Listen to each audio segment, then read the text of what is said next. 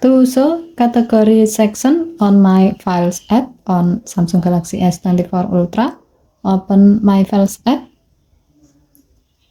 tap More icon or three vertical dot icon at the top right, and then tap Setting, tap Edit Menu Layout, and then select Categories. To see the result, tap the back key twice.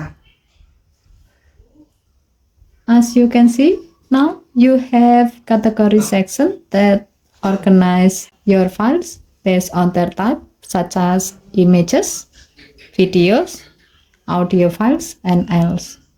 Given to the function, you can show category section on My Files app to help you easily find and access specific kind of files without you have to manually browsing through folders. Okay, thank you for watching. Please help to like and subscribe. Have a nice day.